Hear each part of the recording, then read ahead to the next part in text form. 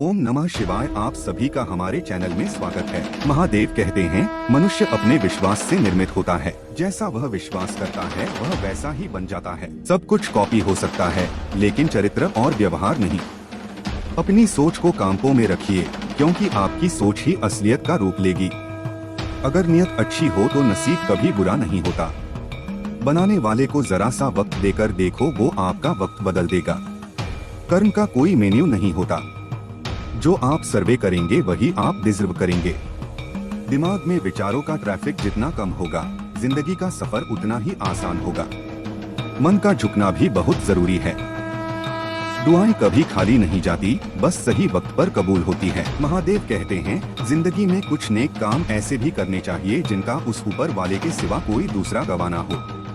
जब कोई विचार अनन्य रूप से मस्तिष्क पर अधिकार कर लेता है तब वो वास्तविक भौतिक या मानसिक अवस्था में परिवर्तित हो जाता है। जीवन मिलना भाग्य की बात है, मृत्यु होना समय की बात है, पर मृत्यु के बाद भी लोगों के दिलों में जीवित रहना ये कर्मों की बात है। सब्र कोई कमजोरी नहीं होती बल्कि ये वो ताकत होती है जो सभी में नहीं होती।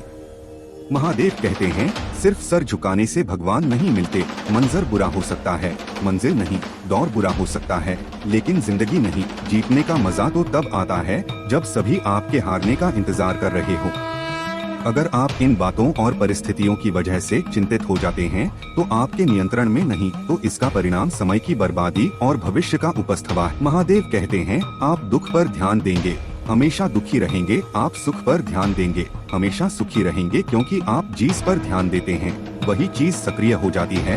बुरा वक्त भी गुजर जाता है, बस महादेव को हमारा सब्र आजमाना होता। चेहरे पर हमेशा मुस्कान का यह मतलब नहीं कि जीवन में संघर्ष नहीं है, बस ऊपर वाले पे भरोसा है। जिंदगी में अगर कुछ बड़ा करना है तो दो चीजें हमेशा याद रखना, जो खोया है उसका गम नहीं और जो पाया है वो किसी से कम नहीं। खराब तबीयत से व्यक्ति जितना कमजोर नहीं होता, उससे ज्यादा वह नकारात्मक विचारों से थक जाता है। महादेव कहते हैं जिंदगी में हम कितने सही और कितने गलत हैं, ये सिर्फ दो ही शख्स जानते हैं, परमात्मा और अंतरात्मा। नकारात्मक विचारों को अपने मन में प्रवेश करने की अनुमति न दो, क्योंकि यही वो एक चीज होती है जो हमारा आत्मविश्वास कम कर देती। कामयाबी कुछ नहीं, बस एक नाकामयाब व्यक्ति के संघर्ष की कहानी होती है। आपके खिलाफ होने वाली बातों को खामोशी से सुन लीजिए। यकीन मानिए वक्त उन्हें बेहतर जवाब देगा। जिसने अपने को वश में कर लिया है उसकी जीत को देवता भी हार में नहीं बदल सकते। अगर लोग आपकी अच्छाई को आपके कमजोरी समझते हैं तो ये उनकी समस्या है। आप आईने हो, आईने बने रहो। फिक्र वो करें जिनकी शकल खराब है। एक समय में एक काम करो और ऐसा करते समय अपनी पूरी आत्मा उसमें डाल दो।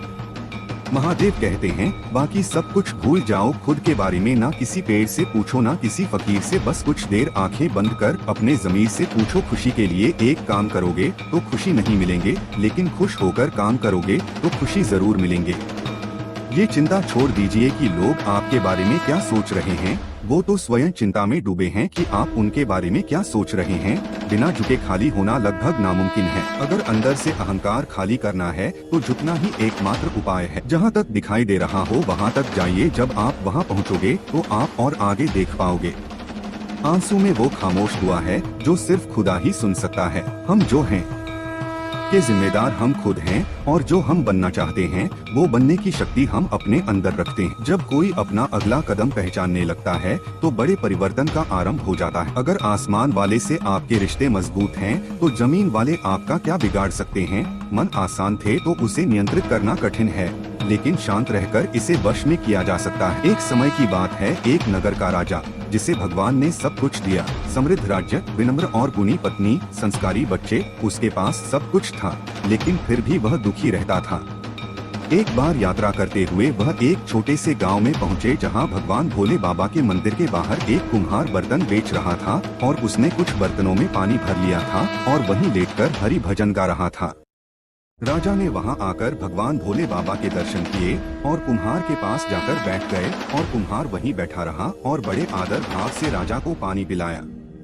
राजा कुम्हार से कुछ हद तक प्रभावित हुआ और राजा ने सोचा कि इतने सारे बर्तन बेचकर वह क्या कमाएगा। तो राजा ने पूछा, क्यों भाई प्रजापति जी, क्या आप मेरे साथ नगर चलेंगे? प्रजापति ने कहा, राजन मैं नगर में जाकर क्या करूँगा? राजा, हाँ जाओ और वहाँ ढेर सारे बर्तन बनाओ। प्रजापति, तो फिर मैं उन बर्तनों का क्या करूं? राजा, मैं क्या करूंगा? इन्हें बेचकर आपको काफी पैसे मिले। प्रजापति तो फिर मैं उन पैसों का क्या करूँगा?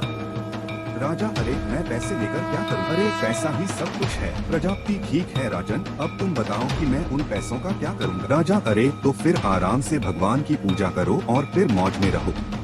प्रजापति क्षमा करे राजन, परंतु आप मुझे यह बताएं कि मैं इस समय क्या कर रहा हूँ, और हाँ मुझे पूरी ईमानदारी से बताएं। राजा ने बहुत सोचा और ऐसा लगा मानो इस प्रश्न ने राजा को झकझोर कर रख दिया हो। राजा हाँ प्रजापति जी, आप इस समय आराम से भगवान की पूजा कर रहे हैं और जहाँ तक मैं देख सकता हूँ आप पूर्ण आनंद में हैं। प्रजापति हाँ राजन, मैं आपको यही बता रहा हूँ कि पैसे से खुशी हासिल नहीं की जा सकती। राजा हे प्रजापति जी, कृपया मुझे यह बताएं सुख कैसे प्राप्त होगा? प्रजापति बहुत ध्यान से सुनो और इस पर गहराई से सोचो मेरे राजा। अपने हाथ उल्टा कर लो।